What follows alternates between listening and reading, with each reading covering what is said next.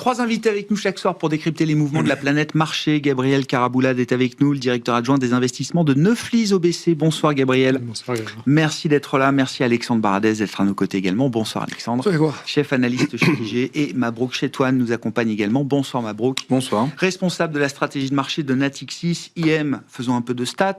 Mabrouk, comment est-ce qu'on sort une statistique sur l'inflation comme l'a fait le BLS américain aujourd'hui, quand il manque, je sais pas, la moitié des données courant octobre, qui n'ont pas été collectées, bien sûr, en raison du shutdown. Alors ça a été mentionné. Quelle distance il faut prendre par rapport aux chiffres? Justement, ça a été mentionné par Pauline dans son introduction, c'est-à-dire qu'en gros, globalement, on peut accorder assez peu de crédit finalement à ce chiffre. Et quand on regarde la taille quelque part de la surprise, la distance entre finalement ce qu'attendait le consensus et le point qui a été publié, on se doute bien qu'il y a quelque part, on va dire, peu de crédit à accorder à ce chiffre. Donc on a, on va dire, un trou d'air d'inflation que le marché a salué, mais bon, là encore, il va se faire attraper par la patrouille, on va dire, le mois prochain, lorsqu'on aura une collecte de données, on va dire, un peu plus conséquente. Alors pour répondre à votre question, comment est-ce qu'on fait pour finalement publier un point d'inflation sans avoir de données? Alors en statistique, en économétrie, on a des outils absolument géniaux qui nous permettent de projeter tout et n'importe quoi. Donc du coup, on peut user et utiliser tout un tas de modèles qui nous permettent effectivement de projeter, on va dire, des variables, quel que soit finalement leur passé. Au-delà du chiffre, est-ce que le sens du voyage, est-ce que la tendance est la bonne? Partant de niveau d'inflation qui était resté à 3%, je crois, fin septembre, est-ce que l'idée que l'inflation peut être plus basse que ce qu'on avait fin septembre, est-ce que c'est la bonne idée quand même? En fait, l'idée fondamentale, c'est quand on regarde, il y a quand même une idée qui vient de disparaître, et je pense que le marché lui a un peu réglé son compte, et l'ensemble des commentaires, c'est que l'inflation ne provient pas de facteurs externes. Dit autrement, ça vient pas des tarifs. Donc ça fait longtemps qu'on le défend, et ça fait longtemps, je pense que ça fait maintenant, c'est quelque chose de complètement acté. Maintenant, quand on regarde la décomposition de cette inflation, ça vient de facteurs internes, typiquement les services. Donc il a encore montré des dynamique, on va dire, assez curieuse, ce qui, encore une fois, renvoie à l'idée que ce chiffre n'est pas vraiment crédible, et ça vient également de tout ce qui est hébergement, le fameux shelter qu'on commente effectivement, encore une fois, régulièrement, et qui là, cette fois-ci, finalement, montre encore une contribution quasiment nulle, finalement, et ce qui n'est pas normal, en fait, là encore. On l'a mis à zéro. On estime qu'il a été de zéro en octobre. Parce qu'on n'en sait rien, en fait. Ben voilà, c'est ça. Et donc, du coup, fondamentalement, le sens de l'histoire, c'est que est-ce que l'économie américaine est en train, finalement, de refluer au point d'exercer une pression négative sur l'inflation? On pense qu'il va y avoir un léger affaissement de la croissance, un léger affaissement de tassement de l'activité qui va exercer une légère pression baissière. Le problème, c'est que là, quand on évoque ces deux dimensions de l'inflation, les services et l'hébergement, c'est les dimensions qu'on appelle les plus sticky, les plus, entre guillemets, persistantes. Et globalement, ça veut dire qu'on va continuer de graviter autour de ce niveau, compris entre 2,8 et 3%. Donc c'est quelque part, il ne faut pas se questionner maintenant sur le niveau, mais sur les nouveaux équilibres existants aux États-Unis. Est-ce que durablement, on va avoir maintenant 3% d'inflation parce qu'on a des déséquilibres sur le marché du travail, parce qu'on a des salaires qui ne vont pas franchir ce cap finalement de 4%, on est toujours en train de croître à ce niveau-là. Et en fait, maintenant, il faut s'interroger sur, quand on regarde un peu plus loin, c'est quoi les nouveaux taux d'intérêt d'équilibre finalement pour l'économie américaine? Il y a ce débat autour du R-star qui est revenu, c'est-à-dire le taux d'intérêt, entre guillemets, qui n'engendre pas de pression sur l'économie, qui est en train de revenir tout simplement parce qu'on réalise que les niveaux d'équilibre de l'économie américaine ont changé et que probablement cette inflation à 3%, c'est quelque chose qui va durer. On peut observer un trou d'air léger. C'est un débat, hein. C'est un vrai débat, Non, mais un Stephen Mayran, aujourd'hui gouverneur de la Fed, il a plutôt tendance à penser, lui, que le potentiel de croissance n'a pas bougé, ou le taux d'équilibre est peut-être même un peu plus bas aujourd'hui. Ce qui est absolument antinomique. Donc on ne peut pas dire effectivement, à mon sens, que le potentiel de croissance n'a pas bougé. Non, mais c'est moi qui le dis. Ah oui, d'accord. Pour lui, le taux naturel de l'économie américaine n'a pas remonté. D'accord. Donc ça veut dire qu'il fait l'hypothèse que fondamentalement le potentiel de croissance des États-Unis n'a pas bougé par ailleurs. Non. Bon, d'où l'idée qu'il demande 50 points de base à chaque meeting. Oui, mais bon, là, il demande 50 points de base parce qu'il est dans son rôle, effectivement, de jouer un peu les trublions du FOMC. Mais globalement, moi, à mon sens, la question qu'on doit se poser, c'est où se situent ces nouveaux ces nouveaux équilibres de l'économie américaine.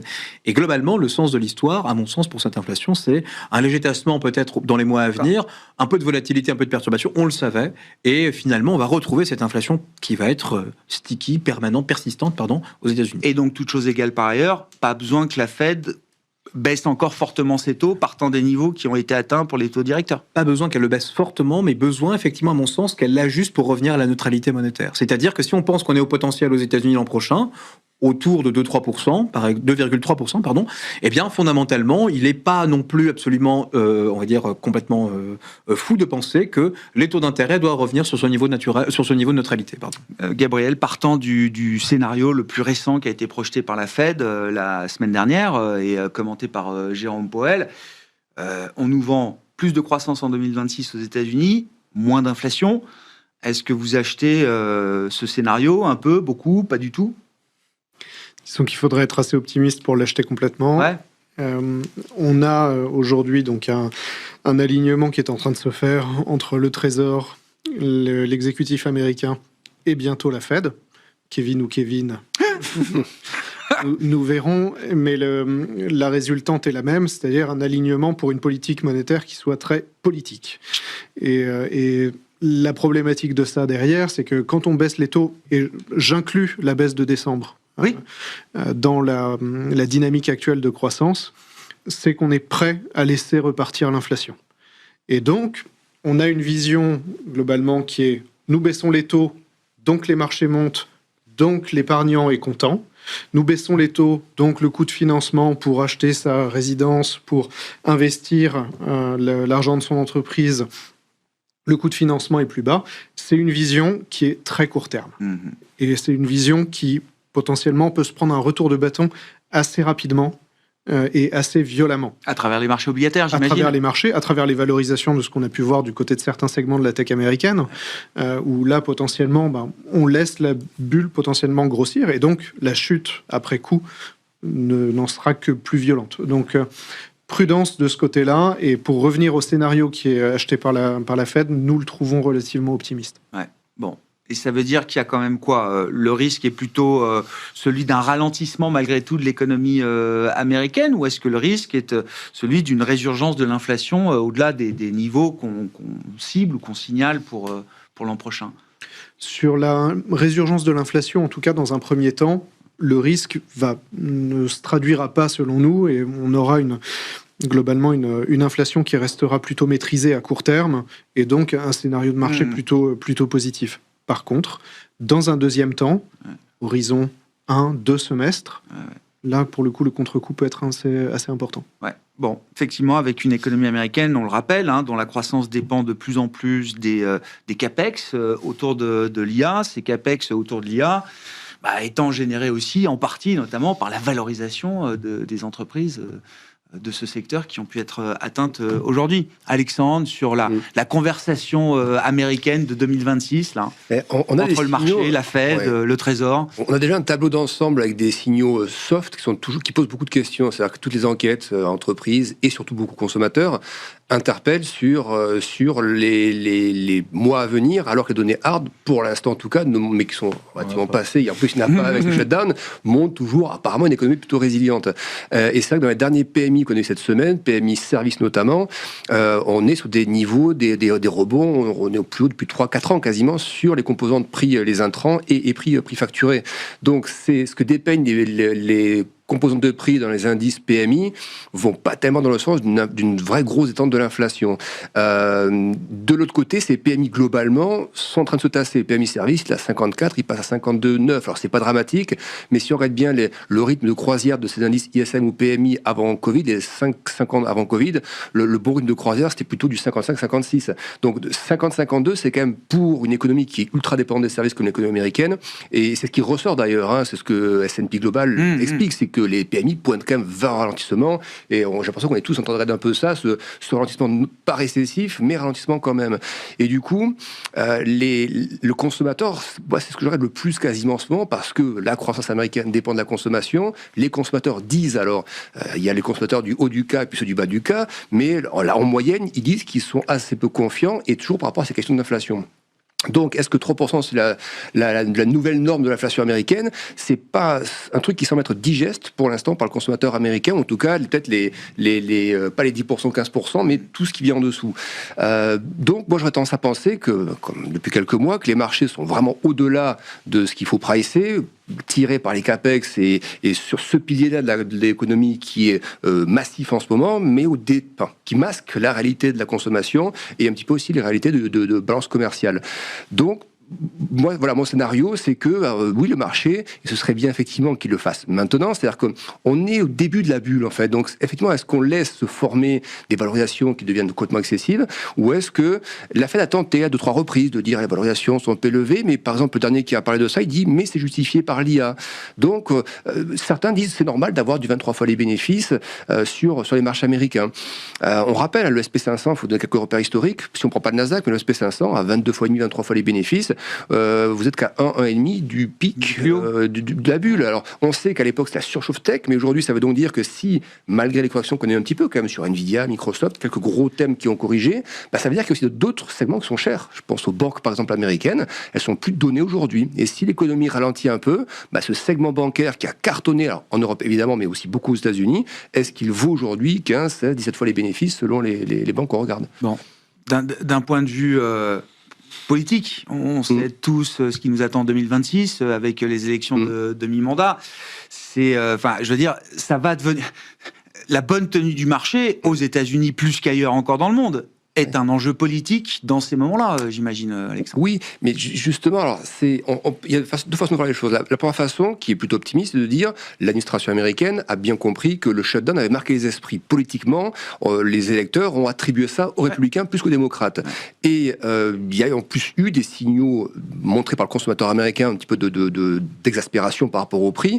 Donc la politique a suivi la fin du shutdown, c'est tout de suite on communique vers le consommateur. Trump qui explique, on va vous redonner une partie de ce qu'on a. Là, c'est l'immobilier et le logement, un gros meeting, des annonces à venir sur le housing. Voilà, donc l'idée du 1000 ou 2000 $ pour les ménages qui gagnent moins de 100 000 $, ça effectivement, ça fait penser un petit peu aux politiques qui étaient menées post-Covid. On va reverser un peu d'argent aux ménages les plus modestes, plus le tax refund qui va arriver là-dessus. Donc c'est vrai qu'on sent que des mesures vont arriver pour le consommateur, et notamment le plus modeste. La question, c'est le délai pour arriver jusque-là, que ces mesures doivent se mettre en place, c'est quand T1, c'est T2. Alors le tax refund, c'est plutôt T1, mais est-ce que l'histoire des chèques pour les droits de douane, c'est pas plutôt T2? Et donc ça laisse finalement un gros trimestre, presque 2 trimestres aux consommateurs qui semblent déjà un peu fatigués par la politique. Et la Fed baisse les taux, mais on voit que les taux longs américains n'attendent pas trop. Donc, et puis juste là, il y a aussi un petit peu de repentification de la courbe de taux US. Ça tire un peu vers le bas sur les taux courts. Alors, positivement, on peut dire c'est grâce à la Fed qui baisse un peu ses taux. Moi, ma vision, c'est qu'il y a aussi un peu de pression de l'économie, les surprises économiques sont un peu moins bonnes, et cette repentification qui se fait, sachant qu'on est dans un territoire qui historiquement a été le territoire d'entrée en récession à ces niveaux-là de repentification entre le 2-10 ans, 60-70 points de base. Mabrouk. Je vais être encore le dissident de l'affaire. Je suis absolument pas d'accord. En fait, en réalité, dans l'air du temps, là. Non, mais je pense qu'en fait, on a toujours sous-estimé, et c'est sans doute un biais européen, parce qu'on baigne dans une forme de pessimisme ambiant, la capacité finalement de l'économie américaine à nous surprendre.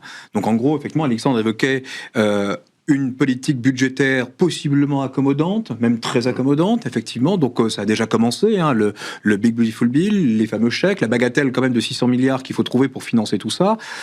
Combiner une politique monétaire qui, je le pense, sera accommodante par ailleurs. Donc 2 autres baisses de taux, même si on a une croissance économique qui ne s'affaisse pas, mais qui reste autour finalement des niveaux qu'on a, que l'on connaît aujourd'hui, autour de 2%.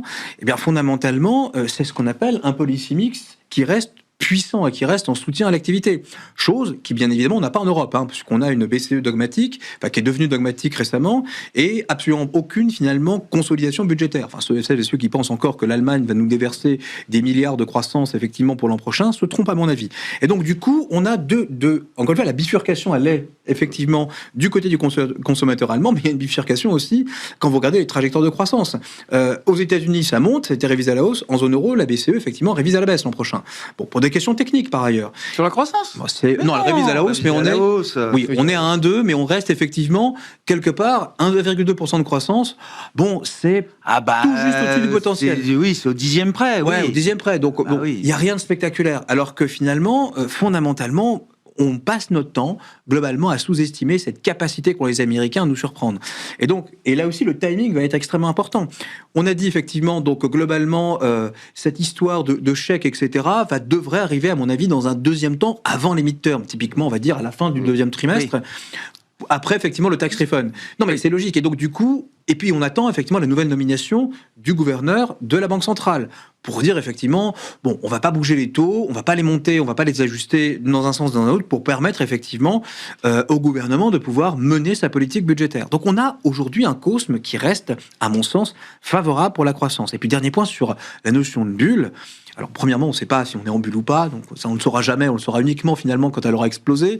Donc, on espère tous effectivement ne pas y assister. Non, mais on peut se demander si on est en surchauffe ou pas, quoi. À mon sens, non. Honnêtement, globalement, il y a pas péril dans la demeure. Enfin, Oui. on peut pas comparer ce qui s'est passé durant ce qui est important pour détecter une bulle. S'il y a une chose à retenir, et là, je vais me remettre ma casquette de statisticien, c'est surtout la vitesse à laquelle les valorisations et les prix augmentent. Ouais. C'est pas tant le niveau. Le niveau est important, bien évidemment, mais la pente, effectivement, importe énormément dans ce genre de choses. Et on est... Seven ont plutôt perdu de la vitesse, justement. En fait, la croissance est linéaire et volatile, mais elle n'est pas non plus explosive. Comment on traite le marché américain du point de vue de l'investissement, là, alors pour 2026, ou en tout cas pour entamer 2026, Gabriel? De notre côté, plutôt en rebalançant les portefeuilles et en prenant des bénéfices sur la partie la plus valorisée de la tech. Donc on pense évidemment à l'intelligence artificielle.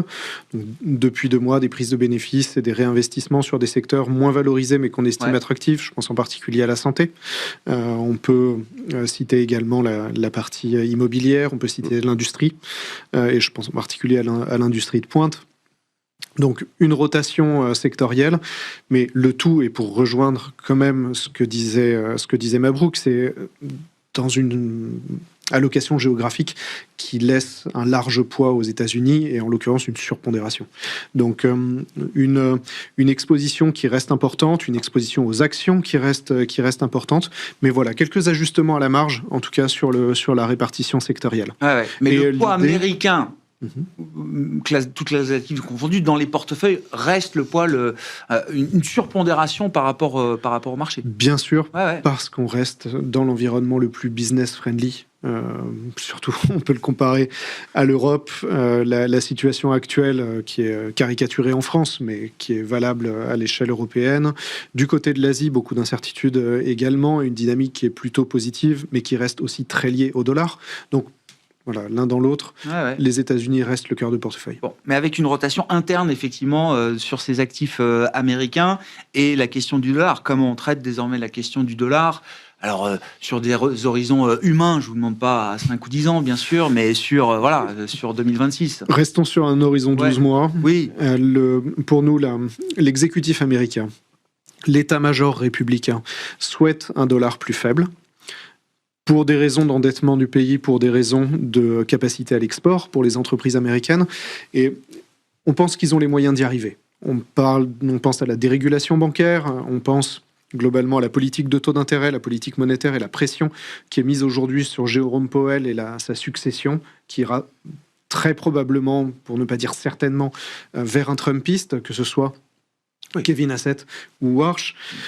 Dans les 2 cas, on aura donc une politique monétaire qui sera assez favorable à une poursuite de la baisse du dollar. Le tout nous donne une cible autour de 1,25, 1,30 à fin 2026. D'accord. Et donc, oui, il est encore de bon ton de se couvrir contre la baisse du dollar. C'est ça, Gabriel ? Quand on regarde les niveaux actuels, si on dit 1,25, 1,30, ça nous donne une baisse des actifs américains de l'ordre de 10 à 15%. Et donc, cette baisse de 10 à 15% induit forcément une couverture d'une part de l'exposition américaine dès lors qu'on a une devise de dépense en euros.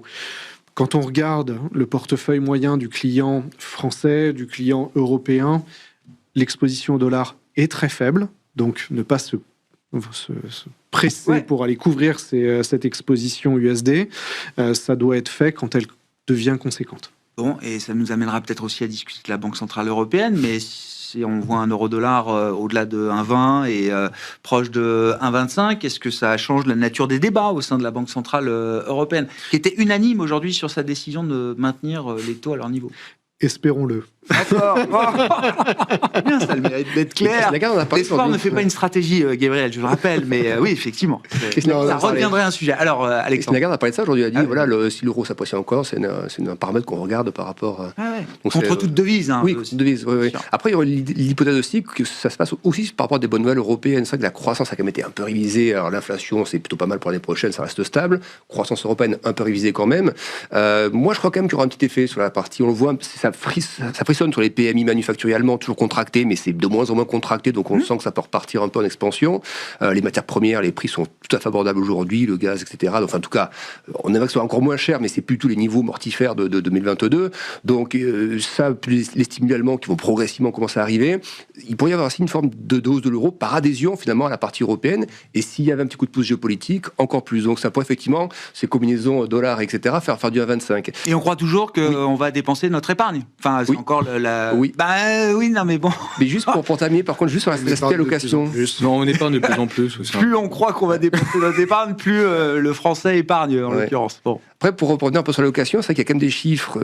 Quand on parle à la fois d'un côté des valorisations, alors je reviens un peu sur la partie américaine, et l'exposition des gens. Alors des gens, qui sont-ils? Des particuliers, ça, on peut le mesurer quand même via des outils, tout ce qui est produit effet de levier, ETF leveragé, tout ce qui est options, joueurs, etc. On voit que les particuliers américains, même là, le pourcentage d'actifs, actions dans le patrimoine financier des Américains, on a explosé les niveaux précédents, donc on a des 40-45%, donc c'est des niveaux qu'on n'a jamais vus. Et on s'endette pour acheter des actions. On ne s'est jamais autant endetté pour acheter des actions. Voilà. Hein, voilà, et l'idée qui courait pendant quelques mois, c'est que c'était beaucoup les particuliers, mais que la smart money restait un petit peu en retrait avec les poches pleines pour aller chercher. Et on se rend compte que c'est pas le cas, c'est qu'on voit que la part de liquidité dans les en tout cas côté États-Unis dans les gestions est au plus bas depuis 25 ans. Ça a chuté.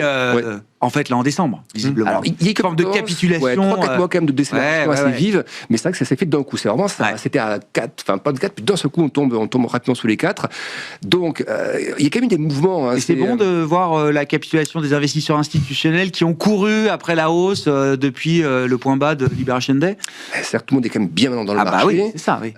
Sur des niveaux, alors effectivement, on peut débattre, je pense, toute la nuit des valos, justifiés, pas justifiés.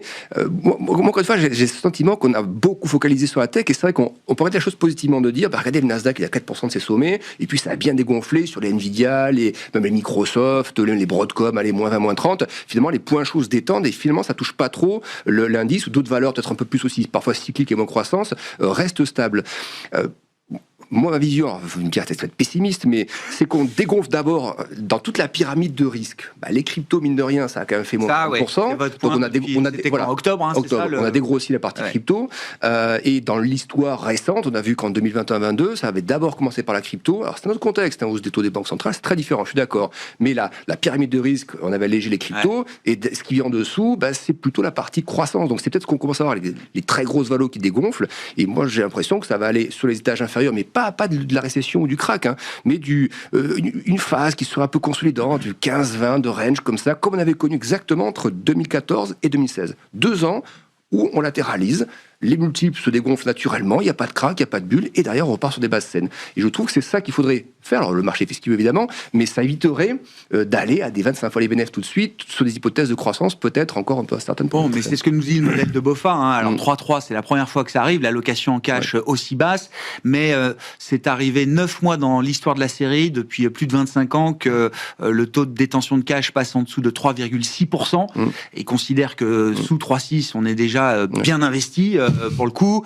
et donc le modèle dit qu'à 1 mois, sous ces niveaux-là, on a une baisse des actions mondiales de l'ordre de 2%, et sur 2 mois, on a un équilibre à peu près des indices actions MSCI. Juste un point pour compléter tout ce qui vient d'être dit, c'est que globalement, la respiration de marché qu'on avait vue au cours du mois de novembre notamment, c'était juste, entre guillemets, du sentiment. Et ça corrobore le fait qu'on a aujourd'hui des particuliers et tout un tas d'acteurs qui sont, comme vous le dites, effectivement, dans le marché, très bien investi. Et donc, globalement, on va avoir peut-être un peu plus de célérité, un peu plus de vélocité, finalement, dans ces mouvements de up and down qu'on voit. Donc, à mon sens, on a fait un travail assez simple. On a regardé effectivement qui contribuait à la hausse finalement des cours boursiers. Donc bon, c'est soit la valo, soit finalement du fondamental, à savoir les revenus des entreprises. Mais on voit bien que par exemple pour la partie Nasdaq, c'est relativement simple, et même pour la partie S&P 500, la partie effectivement fondamentale ne diminue pas, elle continue de progresser. Et la petite chute qu'on observe effectivement, c'est la respiration, c'est du sentiment uniquement. Donc globalement, c'est un peu trop cher, on va prendre nos bénéfices, et ça on l'entend parfaitement. Mais fondamentalement, la dynamique finalement du marché américain, elle reste extrêmement solide. Donc, et je rejoins ce que disait Gabriel, se désexposer finalement de ce marché ou être sous-pondéré engendre un coût d'opportunité qui est bien trop fort. Ah ouais. Et donc aujourd'hui, qu'est-ce qu'on fait ? C'est assez compliqué finalement de se dire où est-ce qu'on va trouver les poches de diversification. Alors il y en a en Europe, il y en a en Asie, il y en a un peu partout, mais il faut jouer effectivement la carte de la sélectivité et du thématique, me semble-t-il. Du sentiment, un peu plus que ça, parce que novembre, c'est le mois où Oracle annonce, je crois, 18 milliards d'émissions de dette, et où le marché commence à se dire, oulala, si en plus tout ça est financé à crédit, pour des boîtes qui vont brûler du cash pendant des années, c'est le cas d'Oracle en l'occurrence, peut-être que l'idée de payer tous les capex à n'importe quel prix, peut-être que cette idée-là devient pas forcément la meilleure. Alors cette idée effectivement commence à émerger. Il y a quand même une réalité derrière. Et il y a une réalité aussi. Il y a plein d'événements en novembre qui ont justifié cette respiration. On a eu effectivement les anticipations de la Fed qui bougeaient dans plein de choses effectivement. Mais l'apparition de cette dette IA quand même. Oui, mais ça c'est quelque chose de nouveau. C'est-à-dire qu'en gros on finançait via du cash énormément, donc personne ne prêtait attention à ce qui se passait. Globalement, ils pouvaient faire ce qu'ils voulaient, c'est leur argent. Et là maintenant, on finance via effectivement de l'argent d'un tiers. En levant effectivement sur le marché du crédit. Bien évidemment, ce qui va se passer, c'est que 2026 on va pas passer cette année 2026 sans aucun entre guillemets à coup. On risque d'avoir un peu plus finalement des investisseurs qui seront beaucoup plus regardants, beaucoup plus attentifs finalement à cette trajectoire. Comment ces capex sont utilisés ? Est-ce que finalement ça va générer du revenu ? Donc on aura un questionnement beaucoup plus profond. Et mécaniquement, et là je rejoins les propos d'Alexandre, c'est qu'on risque d'avoir à un moment donné ce questionnement qui va être posé par les marchés obligataires sur finalement qu'est-ce que vous faites de tout cet argent investi. Et on pourrait passer effectivement 2-3 ans de consolidation avec une source de range. C'est pas négatif, c'est pas positif, c'est rangy. Bon, c'est chiant effectivement, mais on va passer sans doute par cette étape de respiration. Les obligataires rentrent dans le jeu, ça devient. Non mais parce qu'ils disent la vérité, les marchés actions, les valorisations actions nous baladent et les taux nous disent la vérité. Non, mais ça change la donne. Enfin, ça change la donne. En tout cas, c'est un changement structurel de voir effectivement les investisseurs crédits, les investisseurs obligataires entrer dans ce jeu de l'IA, j'imagine, Gabriel. Tout à fait, et on va avoir besoin d'eux assez clairement quand on voit les montants qui sont engagés, les deals qui sont annoncés tous les jours du côté d'OpenAI, du côté de Gemini, du côté de Perplexity. Bon, on parle de milliards et de millions de puces en l'occurrence, donc des dizaines voire centaines de milliards d'investissements. Ça nécessite un accès au crédit qui soit particulièrement fluide. De là à faire le lien avec ce qui se passe du côté de la Fed, il y a qu'un pas que je franchis allègrement, mais tout ça est stratégique, bien sûr. Tout ça rejoint la stratégie. À côté de ça, beaucoup d'effets d'annonce. Voyons déjà comment sont exécutés les plans. On parle de ceux d'Oracle, mais c'est vrai pour tout le secteur. Comment ils sont exécutés dans les faits. Et ce point de rendez-vous, il est là en 2026 quelque part ? Il n'est pas dans 5 ans ? Non, il est l'année prochaine. On saura donc quelle est la réalité des commandes qui sont passées, quelle est la réalité des livraisons qui sont effectuées. On a des bottlenecks et donc des effets d'entonnoir, de frein sur ces livraisons, sur cette fabrication des puces qui sont à peu près tous les niveaux. On parle de la mémoire, on parle du stockage, on parle de la mémoire embarquée directement dans les puces. Donc, soyons un petit peu prudents déjà. On a renversé la charge de la preuve, là, j'ai l'impression. Oui. Ça, hein. Et le doute est plus permis. Nécessaire. Le doute n'est plus permis. Aujourd'hui. Et donc, c'est plutôt... Enfin, juste un mot, c'est... voyons maintenant comment ça se transcrit, parce que pour moi, 2026, au-delà de la réalité des chiffres sur ces commandes dans l'IA, voyons comment ça se transcrit derrière au niveau des gains de productivité. Ce sera l'année 2025 a été l'année des annonces dans l'IA.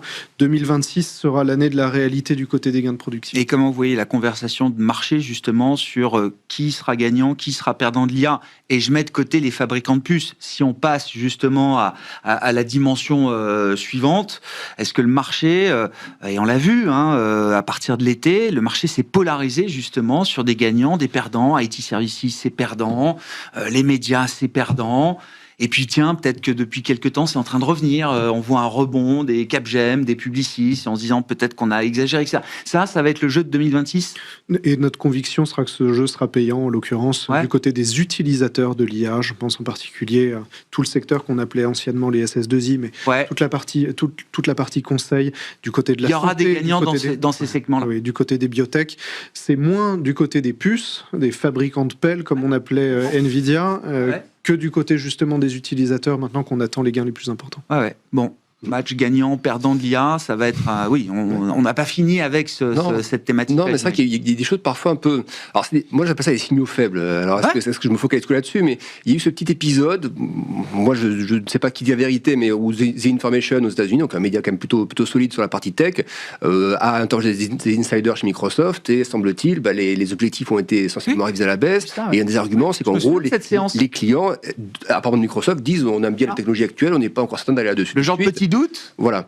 Donc Microsoft a démenti, c'est le jeu, j'ai envie de dire. Puis, sachant qu'on mélange dans une vision Azure, donc on peut, je vais dire, faire ça de manière un peu globale. Mais il n'y a pas que ça. Le patron Anthropic récemment, d'ailleurs, c'est pour ça qu'il y a eu c'est Anthropic, qui parle de certains acteurs qui font YOLO. Et je prends son terme, YOLO, c'est le truc qu'on a vu post-Covid avec des mêmes stocks, ce genre de truc. Donc entendre des patrons sérieux comme le patron Anthropic dire ça, et puis Broadcom aussi, c'est très très bon en termes de résultats, mais la guidance 2026 a été perçue par certains, et c'est pour ça que l'action a fait en deux temps. Résultat, ça monte, et puis la conf call pour les earnings, ça descend très vite, parce que, comme je disais, c'est le moment où les gens veulent voir maintenant à quelle vitesse vous allez délivrer. Quand on n'a pas de guidance pour l'année suivante ou très faible, on n'a pas de visibilité sur cette façon de délivrer. Donc pour moi, c'est des petits signaux faibles qui, à eux seuls, alors on voit que le marché effectivement est très discriminant. Il a vendu Broadcom, donc il a pricé le truc. C'est assez sain.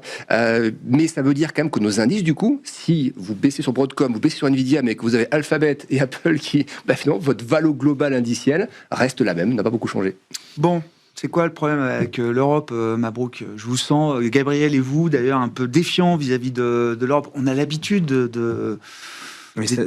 d'être une zone moins, flamboyante que ce qui se passe aux États-Unis ou ce qui se passe en Chine.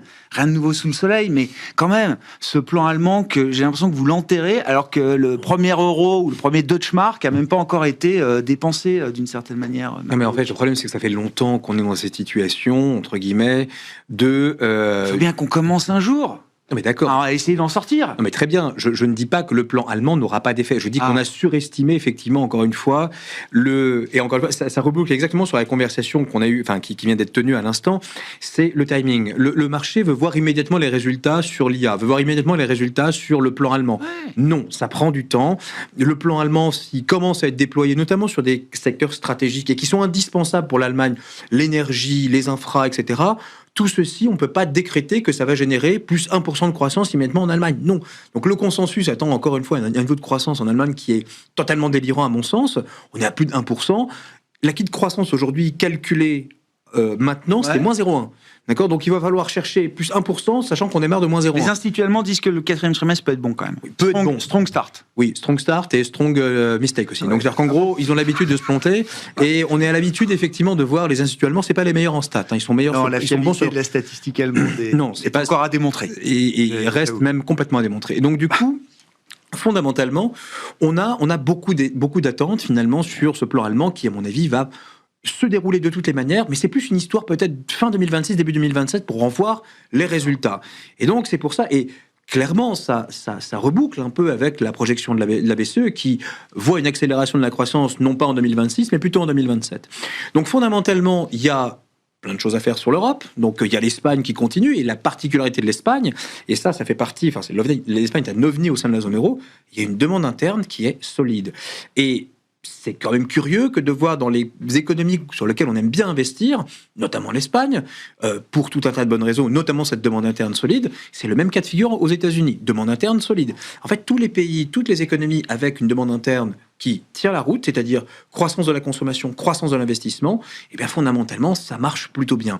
Et ben finalement, dans les autres pays européens, l'Italie est encore une exception, il n'y a pas de croissance de la demande interne. Donc c'est pour ça que finalement, je dis que l'Europe se montre un peu trop dogmatique. Effectivement, on a des chiffres de croissance et d'inflation qui sont peu ou prou au niveau de la cible. Bon, très bien. Alors, il faudrait voir effectivement comment est-ce qu'on fait en France pour aller chercher 2% d'inflation. Ça va être très compliqué. Oui. Mais globalement, on se dit, on est juste à la cible. Pourquoi pas finalement avoir ce soutien monétaire? Et on le voit dans les statistiques. Les seuls moments où les entreprises ont investi de manière, entre guillemets, assez conséquente, c'était quand on avait effectivement des politiques monétaires expansionnistes. Négatives, oui. Taux négatifs, oui. Expansionnistes. Mais J'ai elles investissent, les boîtes, là. L'investissement tient quand même aujourd'hui.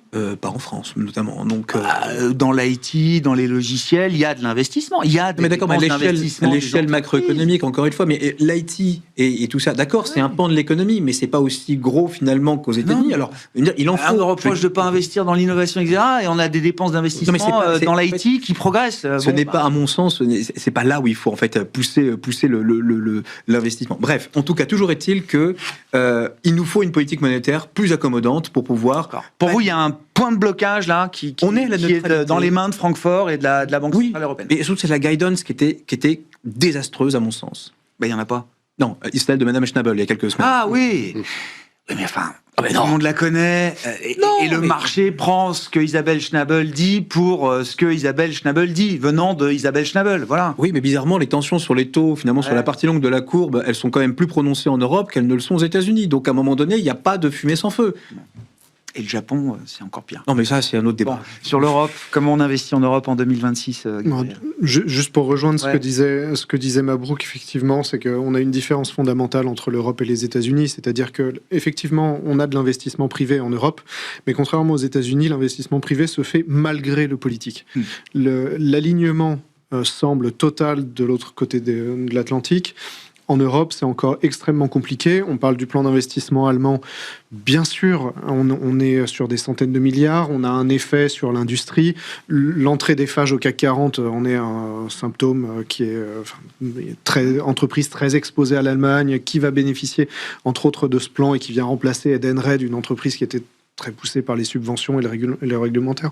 Mais à côté de ça, où est l'innovation? Où est l'innovation? Où est l'accompagnement justement sur la technologie, sur le spatial, sur la santé? Il y a quand même de l'argent pour ça. L'Allemagne, là, ils sont en train de lever un fonds de private equity. Ils vont faire venir les investisseurs privés. Il y a des initiatives privées en Allemagne. Regardez le fonds d'écran. Rearm, Chips Act. Il y a quand même quelques centaines de milliards aussi d'argent public qui sont là pour guider aussi l'investissement. Regardez le fonds défense. Ils se lancent un fonds par jour sur le thème de la souveraineté en Europe aujourd'hui. Peut-être que tous ces fonds se planteront, j'en sais rien. Mais ça veut bien dire quand même qu'il y a de l'argent privé qui est prêt à suivre L'argent playbook. est là, le secteur privé est prêt. On attend le politique. Et la partie politique, quand on regarde le fonds de défense, regardez, 1 an et demi de négociations, 2 ans et demi de négociations pour accepter que dans l'EDIP, donc le fonds de défense européen, on puisse financer sur les fonds européens du matériel qui est une partie de fabrication aux États-Unis, une partie de fabrication en Israël, en dehors d'Europe. Donc, c'est-à-dire qu'on a des politiques aujourd'hui qui poussent l'utilisation de l'argent public européen pour aller financer l'industrie hors européenne. Donc, beaucoup de chemin à parcourir encore, malheureusement. On va y arriver parce que nécessité fait loi et que de toute façon, there is no alternative, Ah oui. Tina. oui. Donc on y arrivera, mais ça prend beaucoup trop de temps. Et le délai d'exécution, typiquement sur le rapport Draghi, où on a à peine 20% des mesures après 1 an et demi qui sont mises en place, Draghi est le premier à s'en plaindre et à le déplorer. 20% de mesures supplémentaires qui sont en cours d'implémentation, c'est trop lent. Et chaque discours de Mario Draghi, encore récemment devant les parlementaires européens, est plus virulent encore que le précédent. Est-ce que ça veut dire qu'au moins tactiquement, il faut se méfier, par exemple, je sais pas, d'un secteur comme la défense, qui a été, alors qui est un petit secteur en bourse, mais qui a été quand même un thème très, très porteur là, tout au long de cette année. Malheureusement, et encore plus après le petit dégonflement qu'on a connu ces dernières semaines, c'est un secteur qui a de beaux jours devant lui. D'accord, oui. On parle maintenant d'intégration. Ah, mais on se demandait, est-ce qu'on a mis un prix trop élevé, trop vite sur ces sujets-là ? Ce n'est pas notre avis et les discussions qui sont en cours au niveau de KDNS Allemagne pour et l'IPO. de l'intégration et Bien sûr. de créer un concurrent à Rheinmetall qui est majoritairement détenu par les Américains reste un des symptômes justement sur le secteur qui montre qu'on est sur une tendance de fond. C'était la fusion entre Nexter, c'est ça, la boîte française, et une boîte allemande pour donner effectivement cette société franco-allemande qui va rentrer sur le marché. Un mot rapide sur l'Europe, il nous reste une minute, Alexandre. Oui, mais l'Europe peut peut-être aller aussi un peu du côté de l'Asie, finalement. Il y a des effets que ça peut avoir sur l'Europe. C'est vrai qu'on voit les data chinoises, clairement, qui ralentissent à nouveau et assez sévèrement sur la partie consommation, notamment, donc la demande intérieure. Et puis, ce qui m'a paru intéressant, c'est un petit avertissement des autorités chinoises elles-mêmes qui mettent en garde le secteur auto en disant arrêtez votre course vers le bas. Ils appellent ça un rat race, donc la course des rats. Ah ouais. En gros, non seulement on sait qu'ils sont très agressifs à l'export, mais même domestiquement, ils sont entre eux et c'est un combat à mort. Et les autorités disent ça suffit. Et je pense qu'évidemment, il y a une réalité derrière, ça veut dire on ne vend pas à perdre, peut-être aussi augmenter un peu les salaires pour diminuer un peu la demande intérieure. Donc je dirais que le coup de pouce qu'on pourrait avoir mené sur l'Europe pourrait aussi, on l'a déjà eu finalement quand c'était le cas, les mesures d'il y a à peu près un an et demi, ça avait lifté un peu l'Europe. Donc je pense qu'il y aura une V2 de ça, dans pas forcément trop longtemps, et c'est peut-être ça qui donnera à un moment donné. Mais l'impulse, et on voit que sur les valeurs chinoises, c'est pour ça flotte depuis que Trump a tapé au mois d'octobre, le Hang Seng, il bouge plus trop, comme s'il attendait, mais pour l'instant il est un peu tiré à la baisse quand même. La macro chinoise, elle est quand même à surveiller. Il y a aussi des questions immobilières toujours un peu avec Vanke, etc. Ah ouais. Donc il y a peut-être un petit orage encore à essorer. Donc je vais attendre ça. Mais j'aimerais bien voir que ça arrive et je pense que ça va arriver l'année prochaine. Il y aura des signaux de la Chine, certes ciblés, mais je pense qu'ils vont arriver. Un micro-mot. En fait, le jour où en Europe, nous saurons défendre nos intérêts de manière claire et vis-à-vis de nos concurrents, là, je pense que ce sera vraiment le réveil de l'Europe. Merci beaucoup, messieurs. Nous resterons sur ces paroles ce soir. Mabrouk Chetouane, Natixis IM, Gabriel Karaboulad, Neuflis OBC, Alexandre Baradez, IG.